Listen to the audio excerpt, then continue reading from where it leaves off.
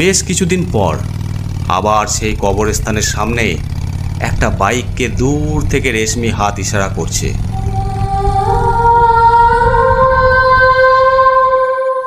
লোকটি বাইক দাঁড় করায়। মেয়েটিকে এত রাতে কবরস্থানের পাশে দেখে অবাক হয়ে যায়। কে আপনি? এত রাতে কি করছেন এই কবরস্থানে? আমি রেশমি। আমার স্বামীর লাশ দাফন করতে এসেছিলাম। দাফন করা হয়ে গেছে, এবার বাড়ি যাব। আপনি তো বিরমপুর হয়ে যাবেন। যদি দয়া করে আমাকে ওই 3 মাথার মোড়ে নামিয়ে দেন, খুব উপকার হয়।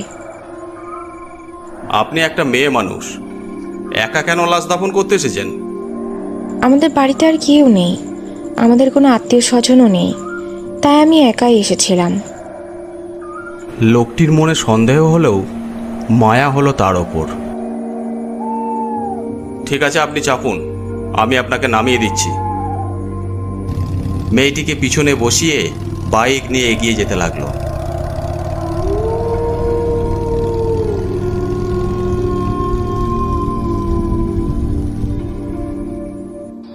পরদিন সকাল, কয়েকজন মাঠে কাজ করতে যাচ্ছে।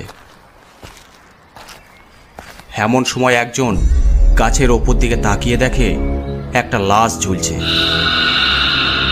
আরে লাশ লাশ, ওই দেখ, গাছের ওপর একটা লাশ ঝুলছে।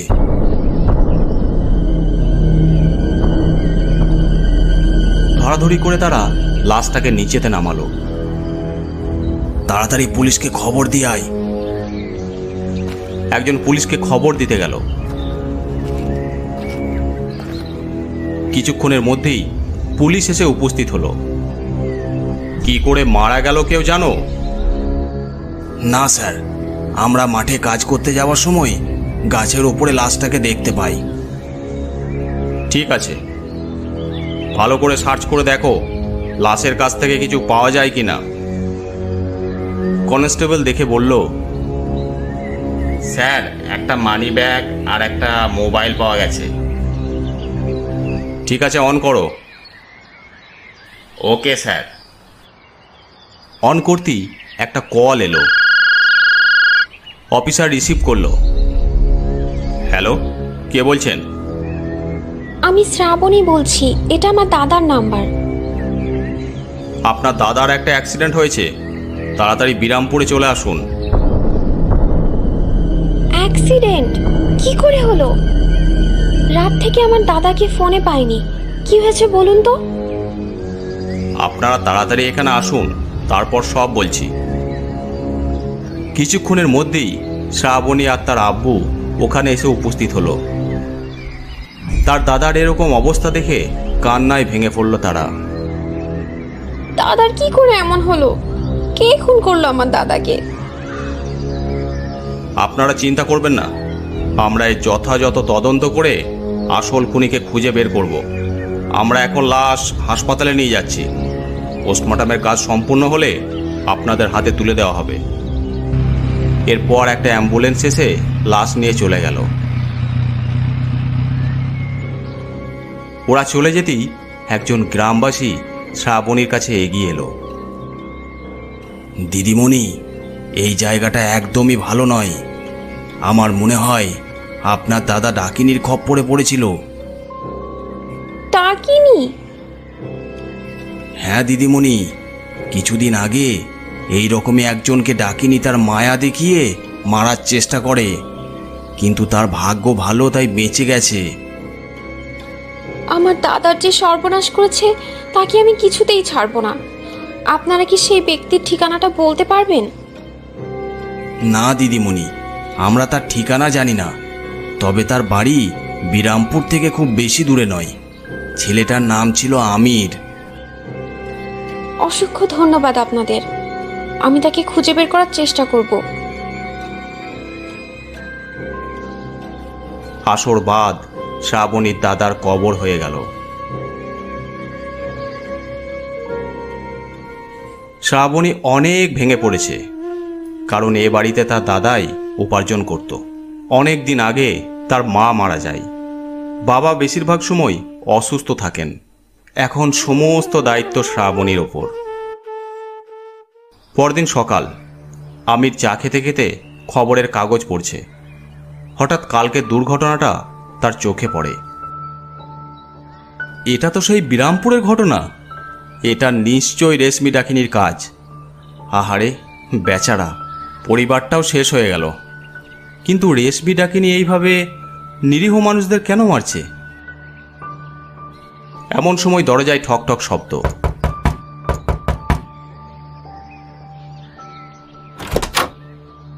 দরজা খুলতেই দেখে একটা সুন্দরী যুবতী মেয়ে দাঁড়িয়ে আছে।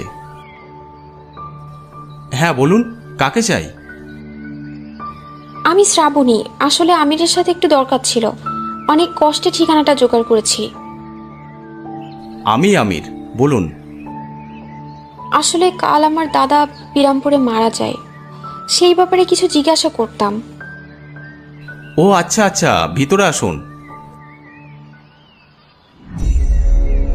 আমি দাদার এই মৃত্যু কিছুতেই মেনে নিতে পারছি না। যে বা যারা এর সাথে জড়িত, আমি তাদের চরম শাস্তি দিতে চাই। আমি স্থানীয় মানুষের কাছে আপনার ব্যাপারে শুনলাম। আসলে কি ওখানে ডাকিনী আছে? আপনি একদম ঠিক শুনেছেন। আপনার সাথে ঠিক কি ঘটেছিল যদি একটু সেই ঘটনাটা বলেন তাহলে খুব ভালো হয়। শুনবেন? আচ্ছা ঠিক আছে, শুনুন তাহলে। সেদিন রাতে তারপর আমির তাকে সমস্ত ঘটনা খুলে বলল। সত্যিই আপনার সাথে এরকম ঘটেছিল? একদম সত্যি, একটুও বানিয়ে বলি নাই। আর আপনার দাদা যে রেশমি ডাকিনীর খপ্পরে পড়েছিল, আমি সে ব্যাপারে একদম নিশ্চিত। ওই অসভ্য ডাকিনীটাকে কি কোনোভাবে বন্ধ করা যায় না? আমি সেই বিষয়ে কিছু জানি না। নিজের প্রাণ নিয়ে ফিরতে পেরেছি, এই ঢের। আপনি হয়তো বেঁচে ফিরেছেন। সবার ভাগ্য কিন্তু আপনার মতো নয়।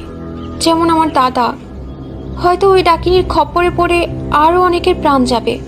তাতে আপনার কি? আপনি তো বেঁচে ফিরেছেন। দেখুন, এমনভাবে বলবেন না। আমিও চাই ওই ডাকিনী শেষ হয়ে যাক। আমি এটাও জানতে চাই ওই ডাকিনী কেন শুধু শুধু নিরীহ মানুষদের মারছে। কিন্তু আমি একা কী বা করতে পারি? তাহলে আমার সাথে হাত মিলান। সবার প্রথমে আমাদের একজন ওঝাকে খুঁজে বের করতে হবে, যে এইসব ব্যাপারে সবকিছু জানে, যার অসীম শক্তি। কিন্তু সেই রকম ওঝার খোঁজ কোথায় পাবো? সে ব্যাপারে আমি খোঁজ নেব, তারপর আপনাকে জানাবো। আমার মোবাইল নম্বরটা রেখে দিন, আর আপনার নম্বরটা আমাকে দিন। নাম্বার নেবার পর, ঠিক আছে, আজ তাহলে আমি আসছি। খুব তাড়াতাড়ি আপনাকে ওঝার খবর দেব। পরদিন সকালে আমিরের ফোনটা বেজে উঠল। দেখলো শ্রাবণী ফোন করেছে। হ্যাঁ শ্রাবণী, বলো। হ্যাঁ আমির, আমি একটা ওঝার খোঁজ পেয়েছি। আজ বিকালে কি তুমি আমার সাথে যেতে পারবে? যথারীতি বিকেলবেলা তারা বাইকে করে রওনা দিল। গ্রামটার কি নাম বললে যেন? গ্রামটার নাম মেহেরপুর। ওখানে একজন ওঝা থাকেন, আব্দুল কারি। আমার এক রিলেটিভের কাছে খবরটা পেলাম। শুনেছি উনি এইসব ব্যাপারে খুব ভালো জানেন। ঠিক আছে, চলো। আর যাতে কেউ ওই ডাকিনীর খপ্পরে না পড়ে, তার ব্যবস্থা আমাদেরই করতে হবে।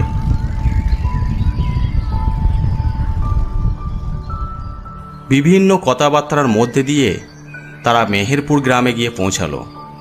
আব্দুল কারির নাম বলতেই একজন বলল গ্রামের পশ্চিম দিকে তার বাড়ি। এক সময় তারা বাড়ির কাছে গিয়ে পৌঁছালো। আমির আর শ্রাবণী যে যাবে সে খবর আব্দুল কারিকে আগেই দেওয়া হয়েছিল। তোমরা আমির আর শ্রাবণী? জি। ভিতরে এসো। সবাই ঘরের ভিতরে প্রবেশ করল। ঠিক আছে, তোমাদের সাথে কি কি হয়েছিল আর তোমরা কি কি জানো সব আমাকে খুলে বলো, কোনো কথাই বাদ দিবে না। আমির তখন তার সাথে ঘটে যাওয়া সমস্ত ঘটনা বলতে শুরু করলো। সেদিন রাতে আমি বন্ধুর বাড়ি থেকে নিজের বাড়ি ফিরছিলাম। হঠাৎ বামবটতলার কবরস্থানের কাছে?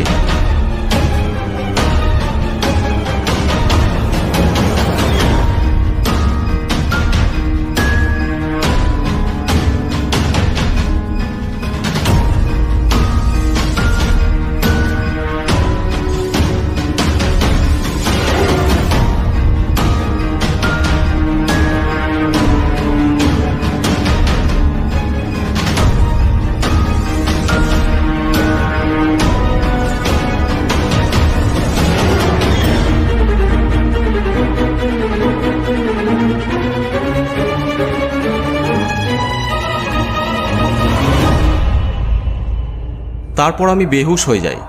পরে গ্রামের মানুষদের সহযোগিতায় জ্ঞান ফিরলে বাড়ি ফিরে আসি। উনি বিড়বিড় করে কিছু চোখ বুজে পড়লেন, তারপর বললেন, বুঝতে পারছি ওখানে যে আছে সে খুবই ভয়ঙ্কর। আমার দাদাও একইভাবে ওই ডাকিনীর খপ্পরে পড়েছিল, কিন্তু আমার দাদা আর ফিরে আসতে পারেনি। কেঁদো না মা, তোমার দাদাকে তো আর ফিরিয়ে আনতে পারবো না, তবে ওই ডাকিনী যাতে অন্য কারো আর ক্ষতি করতে না পারে তার ব্যবস্থা আমি অবশ্যই করব। শুনো, ওকে ডাকতে গেলে আমাকে ওখানে যেতে হবে, তোমরাও আমার সঙ্গে থাকবে। কাল ঠিক রাত 12টায় ওই ডাকিনীকে দোয়া দরুদের মাধ্যমে ডেকে আনতে হবে, যেটা খুবই ভয়ঙ্কর একটা কাজ। তোমাদেরকে ভয় পেলে চলবে না, তাহলেই বিপদ। ওখানে আশেপাশে কোনো ঘরবাড়ি আছে? জি, ওখানে কোনো ঘরবাড়ি নেই, তবে একটা ভাঙা বাড়ি আছে। ওতেই হবে। ওর সামনে আমি আমার মন্ত্র বলে ওকে ডেকে আনবো। তোমরা এখন বাড়ি যাও, আকাশের অবস্থা খুব একটা ভালো নয়। তারপর তারা বাইক নিয়ে বাড়ির উদ্দেশ্যে রওনা দিল। কিছু দূর যাবার পর বৃষ্টি শুরু হলো।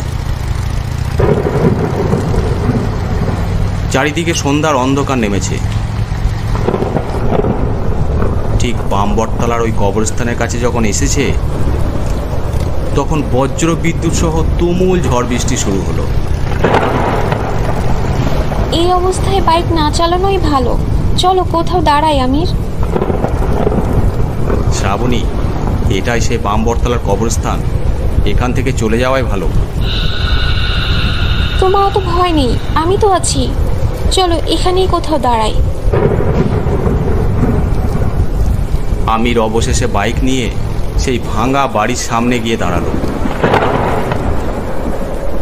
তাড়াতাড়ি করে ওই ভাঙা বাড়ির ভিতর ঢুকে পড়ল। বাইরে তখন তুমুল ঝড় বৃষ্টি হচ্ছে। ভাঙা জানলা দিয়ে কবরস্থানের গেটটা ভালোই বোঝা যাচ্ছে। রাত তখন বেশি নয়, 8টা-9টা হবে। রাস্তা শুনশান। আমির এক দৃষ্টিতে কবরস্থানের দিকে তাকিয়ে আছে। কি দেখছো আমির? দেখছি সেদিন সেই ডাকিনীটা ঠিক ওখানে আমাকে দাঁড় করায়। আমি যে বেঁচে বাড়ি ফিরতে পারবো কখনো ভাবতেই পারি নাই। শ্রাবণী ওর হাতটা ধরে বলল, ওসব কথা চিন্তা করো না, আর তো আজকে 3টা, কালকেই ওই ডাকিনীর শেষ দিন দেখবো। কেন জানি না তুমি সঙ্গে থাকলে আমি অনেকটা সাহস পাই। এই একদিনই তোমাকে কত আপন মনে হয়। আমি চাই তুমি এভাবেই আমার হাতটা ধরে থাকো চিরদিন। থাকবে তো ধরে? চিন্তা করো না, এই হাত আমি কখনো ছাড়বো না। তুমি ভালো মনের একটা মানুষ, তোমাকে চোখ বুজে বিশ্বাস করা যায়। আমির হঠাৎ লক্ষ্য করে কবরস্থানের গেটের সামনে কেউ যেন দাঁড়িয়ে আছে। ভালো করে লক্ষ্য করতেই বুঝতে পারল সেই ডাকিনী। ভয়ে আমিরের বুকটা ধক করে উঠল। শ্রাবণী, এই দিকে এসো, ওই কবরস্থানের গেটের দিকে দেখো। হ্যাঁ তো, একটা মেয়ে দাঁড়িয়ে আছে। আহারে, ওকে এখানে ডেকে নাও, বেচারি বৃষ্টির মধ্যে একা একা দাঁড়িয়ে ভিজছে। চুপ করো, ও কোনো বেচারি নয়, সেই রেশমি ডাকিনী যে তোমার দাদাকে মায়ার জালে ফাঁসিয়ে হত্যা করে, যার হাত থেকে আমি বেঁচে ফিরে এসেছি। কি বলছো? এটাই সেই ডাকিনী? হ্যাঁ, সেই ডাকিনি নিশ্চয়ই সেই দিনের মতো আজও শিকারে বেরিয়েছে। হঠাৎ দেখলো হাত ইশারা করে একটা বাইক দাঁড় করালো। দু চারটে কথা বলে রেশমি ডাকিনি সেই বাইকটার পিছনে চেপে বসলো। তারপর বাইক চলে গেল। আমি তো ভাবতেই পারছি না এইভাবে ডাকিনিটা নিরীহ মানুষদের তার জালে ফাঁসায়। ও যে কেন এরকম করে সেটাও জানা দরকার। এখন শুধু কালকের জন্য অপেক্ষা। এ আজকে মরবে নিঘাত। কিছুক্ষণের মধ্যেই ঝড় বৃষ্টি থেমে গেল। চলো শ্রাবণী, এবার বাড়ি যাওয়া যাক। হ্যাঁ চলো। আমির বাইক নিয়ে দ্রুত বাড়ির দিকে রওনা দিল।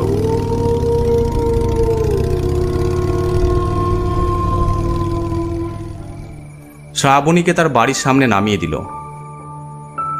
সাবধানে যেও। ঠিক আছে। রাস্তার মধ্যে আবার সুন্দরী ডাকিনীর পাল্লায় পড়ো না। না না, আর সেই ভুল হবে না। তুমি যে আছো।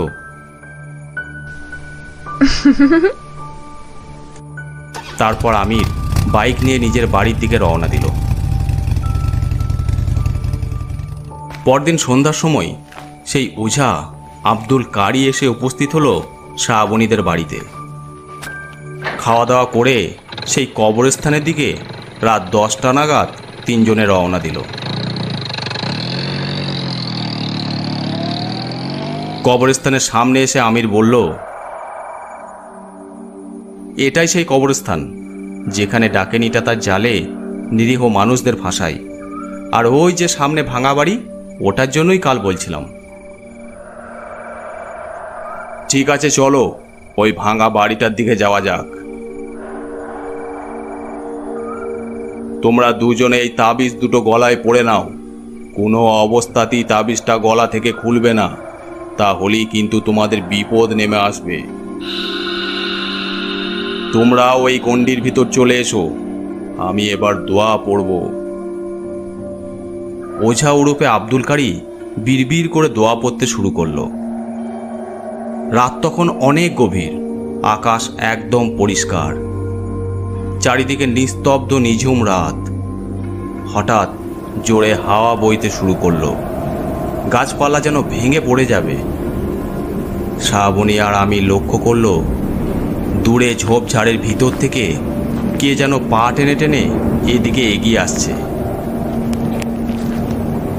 কিছুটা আসতেই বুঝতে পারলো এটা সেই রেশমি ডাকিনী।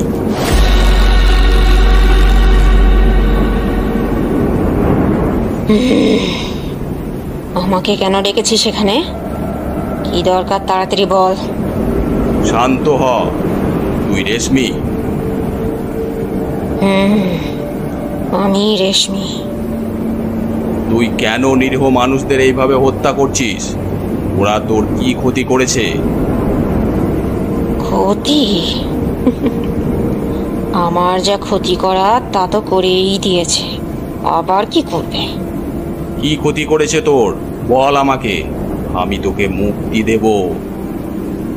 তোকে কেন বলবো? ছাড় আমাকে, ছাড়। ওঝা হাতে করে কিছু নিয়ে রেশমির ওপর ছুড়ে দিল। ছাড়, ছাড় বলছি, না হলে সবাইকে শেষ করে দেব আমি। ছেড়ে দেব, কিন্তু তোকে কথা দিতে হবে তুই আর কোনো নিরীহ মানুষকে হত্যা করবি না, কাউকে তোর জালে ফাঁসাবি না। হ্যাঁ, এরা সবাই আমার মৃত্যুর জন্য দায়ী, তাই আমি কাউকে ছাড়বো না। তোর মৃত্যুর জন্য দায়ী মানে? কি হয়েছে তোর সাথে? শোন তবে, আজ থেকে 1 বছর আগে এক রাতে আমি স্কুটি নিয়ে বাড়ি ফিরছিলাম। সেদিন আমার অফিসে একটু কাজ থাকাতেই বাড়ি ফিরতে রাত 10টা হয়ে যায়। আমি বিরামপুর রাস্তা দিয়েই বাড়ি ফিরছিলাম। হঠাৎ কবরস্থানের সামনে স্কুটিটা খারাপ হয়ে যায়। কোনোভাবেই ওটা আর স্টার্ট নিচ্ছিল না। ইস, এটা কি খারাপ হতে হলো?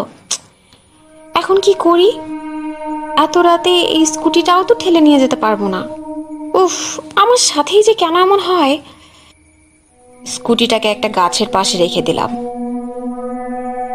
পাশেই কবরস্থান, এমনিতেই আমার ভয় ভয় করছিল। ভাবলাম কিছুক্ষণ অপেক্ষা করি, হয়তো কোনো লিফট পাবো। কিন্তু আধ ঘন্টা হয়ে গেলেও কোনো গাড়ি এদিকে এলো না। আশ্চর্য, একটা গাড়িও তো চোখে পড়ছে না। এত রাতে কি যে করি, যা হয় হবে, হাঁটা শুরু করি। তখনই দূর থেকে একটা হেডলাইটের আলো চোখে পড়ল। যাক বাবা, এতক্ষণ পরে একটা বাইকের দেখা পাওয়া গেল। আমি হাত ইশারা করলাম দাঁড়ানোর জন্য। বাইকটা আমার সামনে এসে দাঁড়ালো। কি ব্যাপার, আপনি এত রাতে একা এখানে কি করছেন? আসলে আমি অফিস থেকে বাড়ি ফিরছিলাম, আজ ফিরতে একটু লেট হয়ে গিয়েছিল। এখানে আসতেই আমার স্কুটিটাও খারাপ হয়ে যায়। অনেকভাবে চেষ্টা করেও ওটা আর স্টার্ট নেয়নি, তাই বাধ্য হয়ে দাঁড়িয়ে আছি যদি কোনো লিফট পাওয়া যায়। তাহলে তো ভালোই বিপদে পড়েছেন আপনি। ঠিক আছে, কোথায় যাবেন? আমাকে বিরামপুরের শেষ মাথায় নামিয়ে দিবেন, ওখান থেকে কিছুটা দূরেই আমি থাকি। ঠিক আছে, উঠে বসুন। আমি বাইকে উঠে বসলে সে বাইক চালাতে শুরু করে।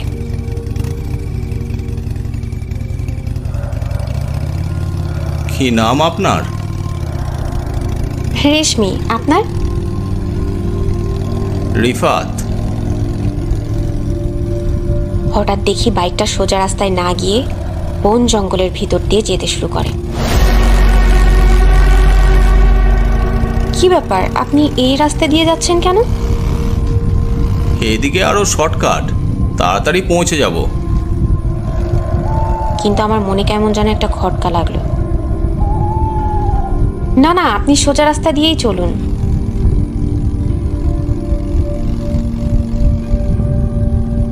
ততক্ষণে সে বাইকটা একটা ভাঙা বাড়ির সামনে দাঁড় করালো।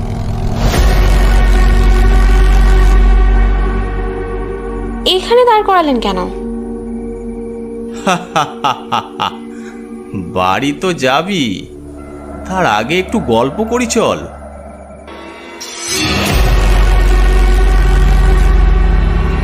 গায়ে হাত দেবেন না আপনি, এসব কি করছেন? ছাড়ুন, হাত ছাড়ুন, ছাড়ুন। বাঁচাও, বাঁচাও আমাকে, বাঁচাও। কেউ শুনতে পাবে না।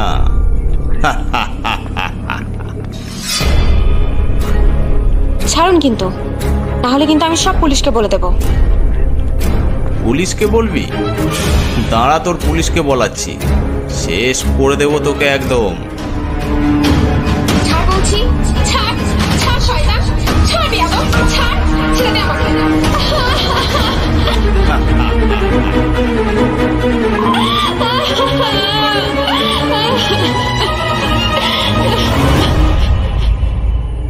ওই ভাঙা ঘরের ভিতরে নিয়ে গিয়ে আমার উপর পাশবিক অত্যাচার চালানো হয়।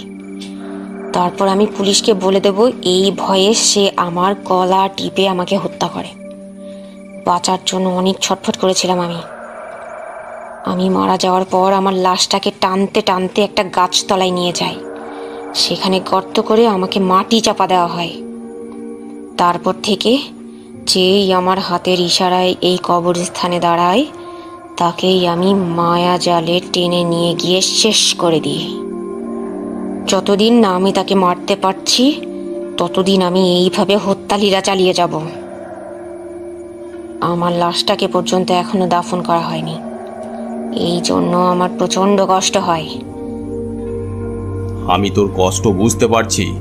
আমি কথা দিচ্ছি তোর হত্যাকারীকে পুলিশের হাতে তুলে দেব, আর তোর লাশের যথাযথ দাফন কাফন আমরা করব। এবার বল তুই কি চাস?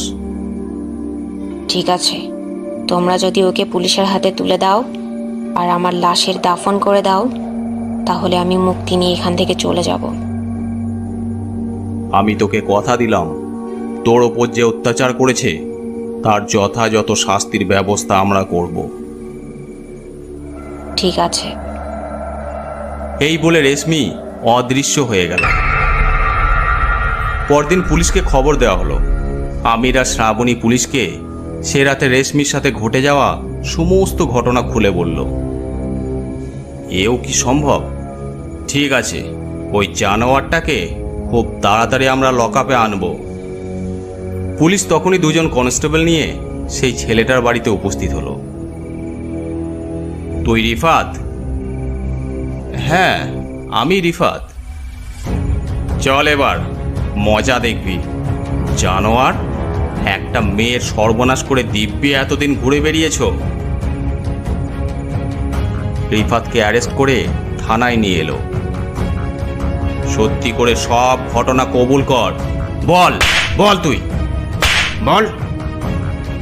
থানায় তার ওপর 3rd ডিগ্রি প্রয়োগ করতেই রিফাত এক এক করে সব ঘটনা স্বীকার করে নিল। মারের চোটে এও বলে ফেলল সেই রেশমিকে খুন করেছে। পরদিন শ্রাবণী আমিরকে সঙ্গে নিয়ে পুলিশ সেই গাছটার গোড়ায় এসে উপস্থিত হলো। তোমাদেরকে অনেক অনেক ধন্যবাদ। ওই জানোয়ারটার যাতে চরম থেকে চরমতম শাস্তি হয় তার ব্যবস্থা আমরা করব। বল, কোথায় লাশটাকে পুঁতে রেখেছিস? বল। ওই যে ওই গাছতলায়। গাছের গোড়ার মাটি খুঁড়তেই বেরিয়ে এলো রেশমির মাংসহীন কঙ্কাল। পুলিশ সেটাকে নিয়ে চলে গেল। সন্ধ্যার সময় সেই লাশ শ্রাবণী আর আমিরের হাতে তুলে দেওয়া হলো। রেশমির লাশটা জানাজা করল আব্দুল কারি। তারপর তাকে দাফন করে দেওয়া হলো। সেদিন রাতে ওরা বসে আছে। আজ খুব ভালো লাগছে জানো, রেশমির সাথে যে অত্যাচার করেছে তার চরম শাস্তি হবে। কিন্তু সেই সাথে আমার দাদার জন্য মনটা খুব খারাপ লাগছে। যদি আরও আগে রেশমিকে মুক্তি দেওয়া যেত তাহলে আমার দাদা আজ বেঁচে থাকতো। ঠিক বলেছ, তবে এরপর আর কোনো নিরীহ মানুষ মারা যাবে না। তবে এটা ভালো লাগছে, এই সব কাজের মধ্যে তোমার মতো একটা ভালো মানুষকে কাছে পেলাম। ঠিক বলেছ, বিশ্বাস করো, তোমাকে কাছে পেয়ে আমারও খুব ভালো লাগছে।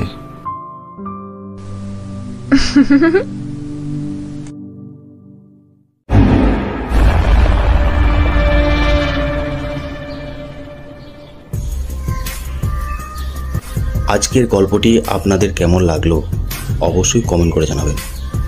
আর যদি ভালো লেগে থাকে অবশ্যই চ্যানেলটি সাবস্ক্রাইব করে দেবেন। আর আপনারা যারা গল্প পাঠাতে চান আমাদের ফেসবুক পেজে ইনবক্স করে পাঠাতে পারেন, অথবা আমাদেরকে মেল করতে পারেন। এছাড়াও আমাদের ইনস্টাগ্রাম আইডি আছে, আপনারা ফলো করে নিতে পারেন। সব কিছুর লিঙ্ক ডিসক্রিপশন বক্সে দেওয়া আছে।